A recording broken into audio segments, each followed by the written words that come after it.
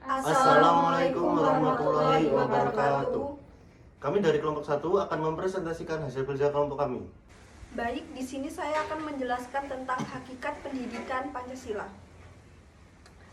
Hakikat pendidikan Pancasila itu sendiri merupakan upaya sadar dan terencana untuk mencerdaskan kehidupan bangsa bagi warga negara dengan menumbuhkan jati diri dan moral bangsa, sehingga dengan mencerdaskan kehidupan bangsa, memberi ilmu tentang tata negara, maka akan menumbuhkan kepercayaan terhadap jati diri bangsa serta moral bangsa itu sendiri. Kemudian landasan hakikat pendidikan Pancasila. Yang pertama ada landasan historial. Maksudnya Pancasila dirumuskan serta memiliki suatu tujuan sebagai dasar negara Indonesia yang didasarkan pada sejarah bangsa. Lalu yang kedua ada landasan kultural. Pancasila didasarkan pada nilai-nilai budaya yang dimiliki oleh bangsa Indonesia itu sendiri. Kemudian yang ketiga ada landasan yuridis. Landasan yuridis yaitu Pancasila didasarkan pada penyelenggaraan dalam ketentuan hukum yang berlaku di Indonesia. Kemudian ada landasan historis. Pancasila yang bersumber dari adanya pandangan di dalam filsafat pendidikan. Lalu kemudian ada tujuan hakikat pendidikan Pancasila. Yang pertama ada perilaku yang memancarkan iman dan takwa terhadap Tuhan Yang Maha Esa. Yang kedua ada mengambil sikap tanggung jawab. Ketiga, mengenali perubahan-perubahan perkembangan ilmu pengetahuan. Keempat, memaknai peristiwa sejarah, nilai-nilai budaya bangsa untuk menggalang persatuan Indonesia. Kemudian kasusnya di sini ada satu keluarga ditemukan tewas di rumah kontrakan di Bekasi. Pasangan suami istri dan 2 anak mereka ditemukan tewas dibunuh di tempat tinggal mereka yang beralamat di Jalan Bojongnangka, Kelurahan Jatimulya yang berkecamatan di Pondok Melati, Kota Bekasi lebih tepatnya. Solusi yang saya berikan, jadi dengan adanya pembunuhan ini, kita sebagai umat manusia harus meningkatkan iman dan takwa serta nilai moral sesuai dengan sila pertama yaitu ketuhanan Yang Maha Esa.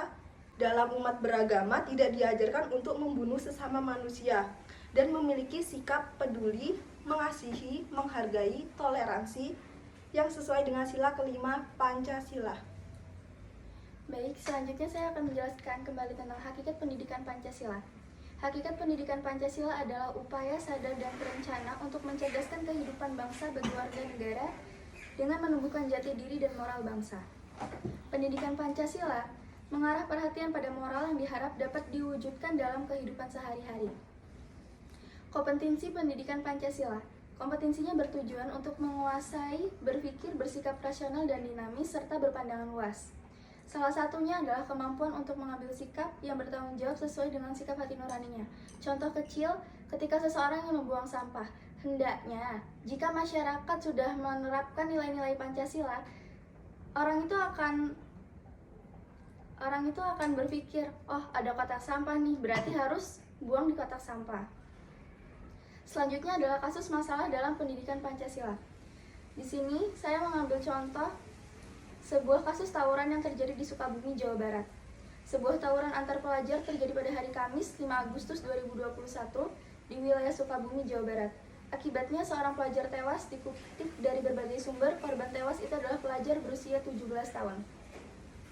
Dari sini, solusi yang saya berikan adalah hendaknya para guru menerapkan pendidikan Pancasila dengan sebuah tindakan daripada teori, serta diikuti peran dari lingkungan kehidupan untuk lebih menekankan kehidupan Pancasila serta mencontohkannya kepada orang yang lebih muda. Selanjutnya ada yang perlu dipertanyakan? Baik, saya izin bertanya, apa akibatnya jika sistem pendidikan Indonesia itu tidak disertai dengan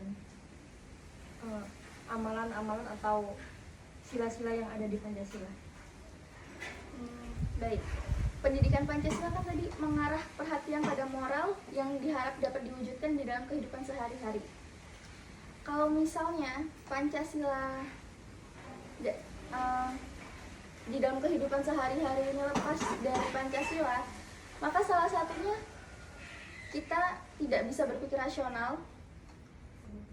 Dalam memecahkan masalah, kita akan mengambil jalan pendek, seperti misalnya contoh tawuran. Seharusnya pasti masalahnya bisa kita selesaikan dengan diskusi baik-baik, tapi karena tadi kurangnya berpikir lebih luas, jadinya mengarah ke tawuran.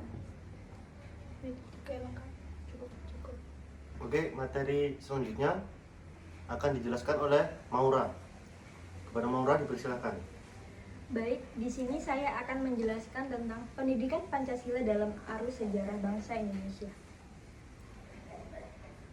Arus sejarah bangsa Indonesia itu dimulai pada kekalahan Jepang melawan Sekutu. Ketika negara Jepang mengalami kekalahan dan kota Hiroshima dan Nagasaki dijatuhi bom oleh Amerika pada tanggal 6 sampai 9 September Agustus 1945, membuat Jepang itu porak-poranda, dan akhirnya berita tersebut terdengar oleh golongan muda. Setelah itu, golongan muda mendesak golongan tua untuk segera memproklamasikan kemerdekaan Indonesia. Karena pada saat Jepang mengalami kekalahan, akan terjadi kekosongan wilayah, kekosongan pemerintah di Indonesia atau vacuum of power. Selanjutnya, pembentukan BPUPKI. BPUPKI merupakan step awal terjadinya proklamasi di Indonesia. Jadi, Jepang itu menjanjikan kemerdekaan Indonesia dengan cara membentuk BPUPKI. BPUPKI tersebut dibentuk pada tanggal 29 April 1945. BPUPKI itu bertugas untuk merencanakan dasar negara yang dirumuskan oleh 3 tokoh, yaitu Muhammad Yamin, Supomo, dan Soekarno. BPUPKI melaksanakan 2 kali sidang.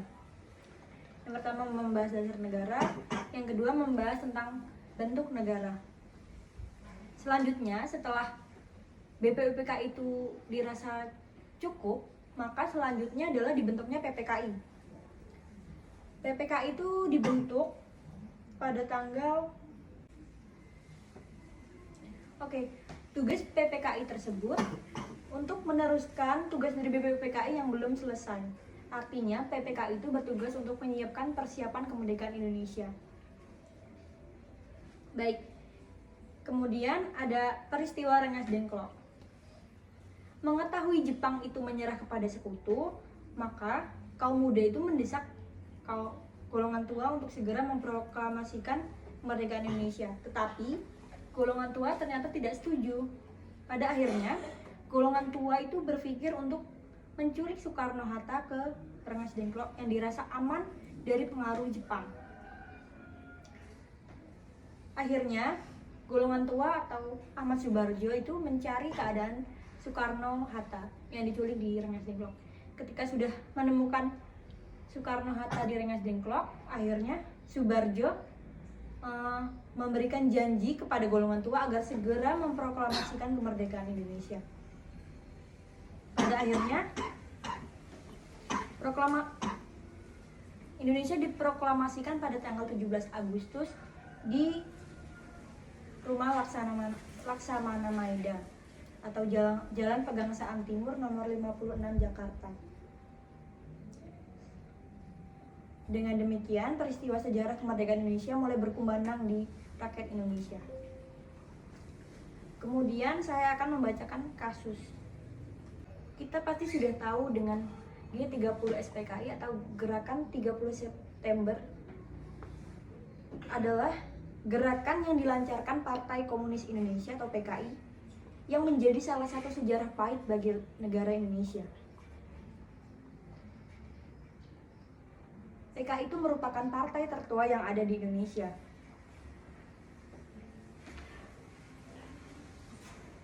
G30 SPKI ini terjadi pada tahun 1965 dan dimotori oleh Aidit. Di dalam kasus ini kita akan menganalisis mengapa ideologi komunis itu tidak boleh ada di Indonesia. dan bagaimana solusi kita sebagai kaum milenial atau sebagai mahasiswa untuk menjauhi sifat-sifat ideologi komunis tersebut. Baik, yang kita tahu ideologi komunis itu tidak boleh dilaksanakan di Indonesia karena salah satu bentuk penyimpangan dari HAM, hak asasi manusia. Yang artinya pada saat itu kita tuh tidak bisa berpendapat secara bebas. Dan ideologi tersebut sangat bertentangan dengan agama. Solusinya, kita sebagai mahasiswa harus memahami dan mengamalkan nilai-nilai Pancasila serta meningkatkan cinta tanah air kita terhadap bangsa Indonesia. Baik, sampai saat ini ada pertanyaan atau ada tambahan? Tidak. Mungkin cukup. Hanya satu loh yang gampang. Oke, izin bertanya. Baik. Izin memperkenalkan diri, nama saya Anabusan Firdaus. Izin bertanya, mengapa dan apa latar belakang PKI sehingga melakukan pemberontakan terhadap Negara Kesatuan Republik Indonesia? Baik, saya izin menjawab. Partai Komunis Indonesia itu memberontak kepada pemerintah karena PKI itu ingin mendirikan negara sendiri yang menjauhi dari ideologi Pancasila. Begitu. Cukup. Oke, baik. Oke, materi yang selanjutnya akan dijelaskan oleh saya, yaitu Anabusan Firdaus. Materi selanjutnya berjudul Pancasila sebagai Dasar Negara. Sebelumnya, apa sih dasar negara itu? Jika ngomong-ngomong tentang dasar, itu tidak jauh-jauh dari yang namanya pondasi. Pondasi itu yaitu tempat atau suatu dasar dari bangunan yang membuat bangunan itu dapat berdiri dengan kokoh dan tegak dan juga sulit dihancurkan. Nah, secara pengertian, Pancasila sebagai dasar negara adalah sumber dari segala sumber hukum dasar nasional dalam tata hukum Indonesia. Jadi, hukum di Indonesia itu semua berdasarkan Pancasila. Dan Pancasila itu sebagai pedoman dalam semua aspek kehidupan di Indonesia. Selanjutnya, contoh Pancasila sebagai dasar negara, yaitu beribadah sesuai keyakinan diri.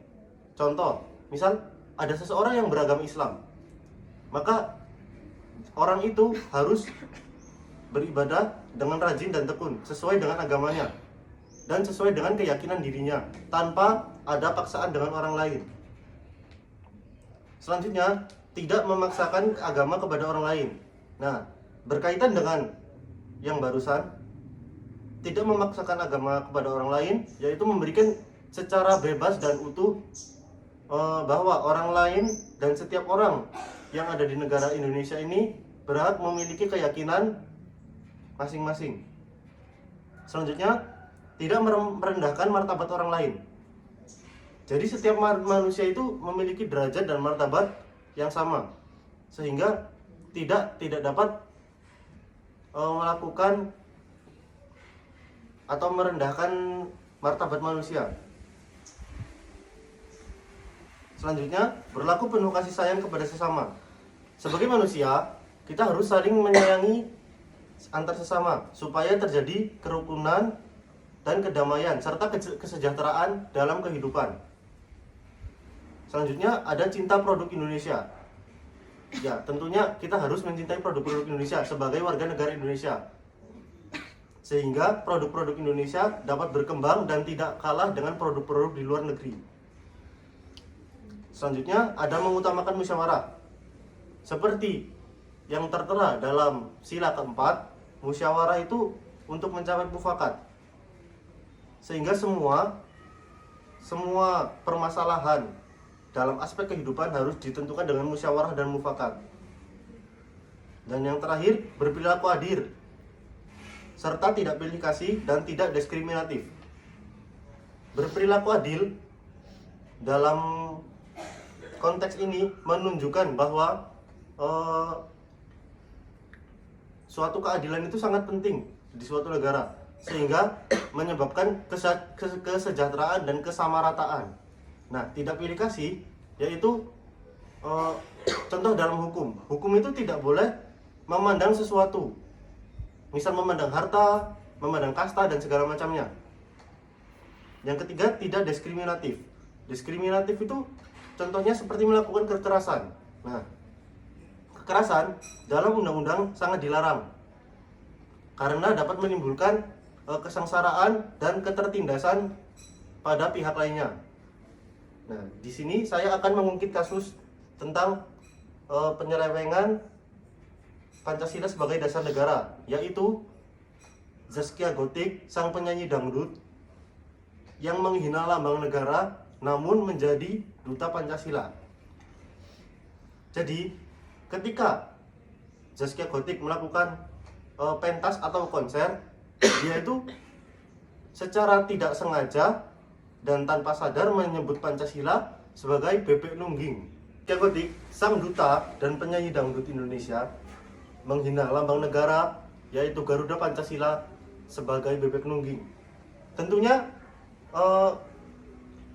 hinaan itu tidak serta-merta membuat rakyat Indonesia panas atau sebagainya. Mungkin dari beberapa pihak ada yang kontra dengan pernyataan Zaskia Gotik tentang lambang negara. Nah, namun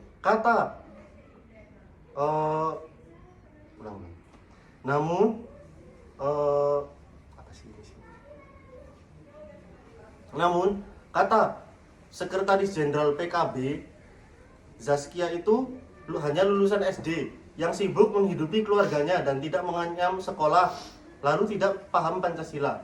Maka hal itu adalah hal yang wajar. Sementara itu, ada kata-kata lain yang diungkapkan, yaitu kami mendidik Zaskia bukan dengan menghukum, namun belajar keras. Itu bagian dari hukuman sebagai kaidah. Maka dari itu, Zaskia Gotik dinobatkan sebagai duta Pancasila. Mengherankan bukan? Heran. Solusi yang dapat saya berikan pada kasus ini yaitu dengan mengajarkan sejak dini, sejak usia SD atau sekolah dasar tentang Pancasila, pengertiannya, hakikatnya, dan segala macamnya, sehingga tidak ada penyelewengan lagi tentang dasar negara Pancasila. Mungkin ada yang ditanyakan?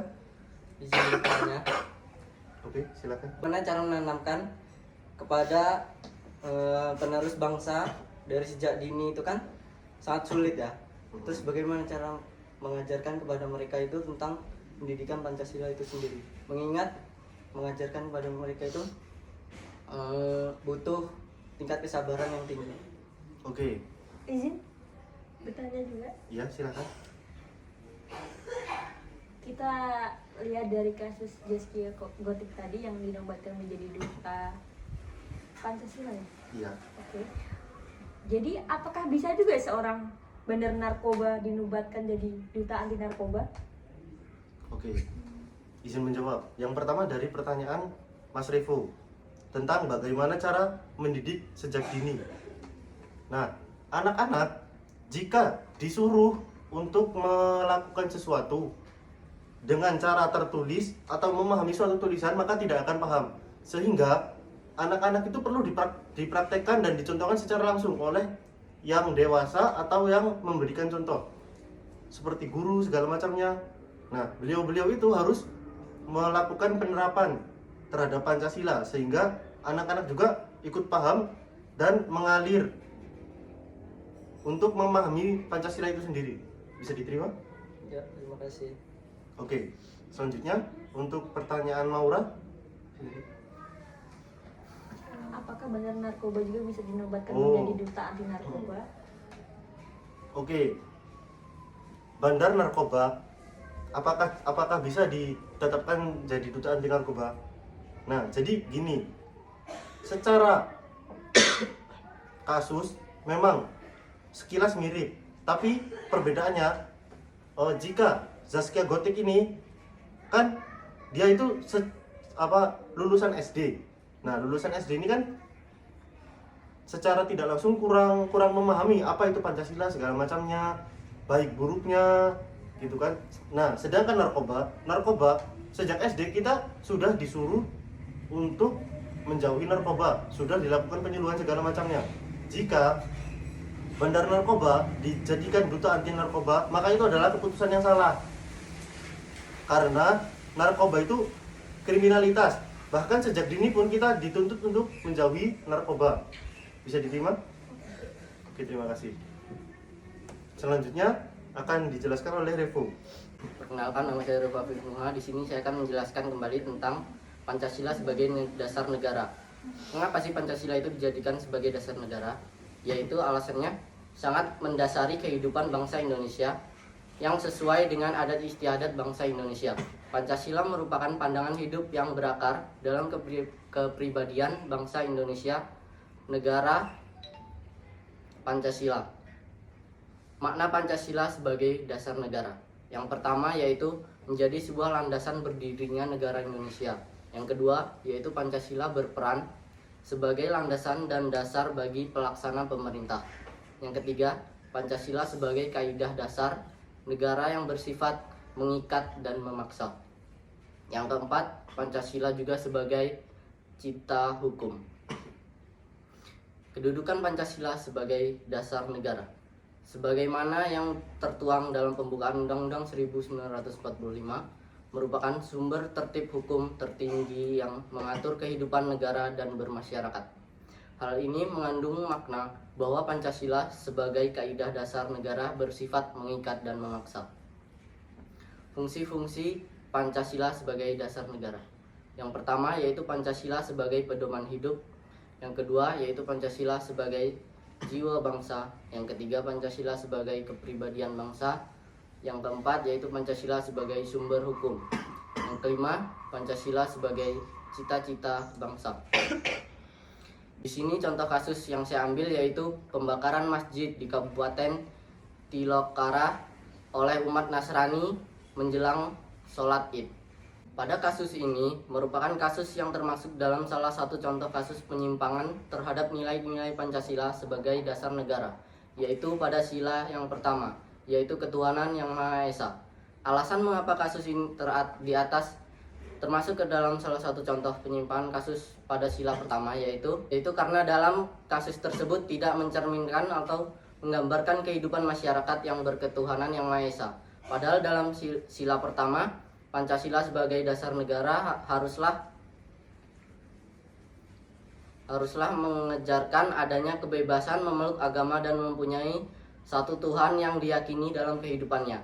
Kebebasan memeluk agama adalah salah satu hak yang paling asasi di antara hak-hak asasi manusia.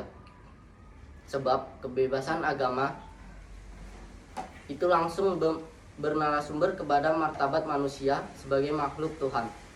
Dalam hal ini, masyarakat Indonesia yang beraneka ragam memberikan berbagai kebebasan dan menjelaskan ibadahnya masing-masing di dalam memeluk ajaran agamanya sesuai dengan pedoman Tuhan. Yang solusi yang dapat saya berikan yaitu dilakukannya kembali pendidikan, penanaman dan pengalaman nilai-nilai Pancasila yang mendalam sebagai dasar negara, terutama sila pertama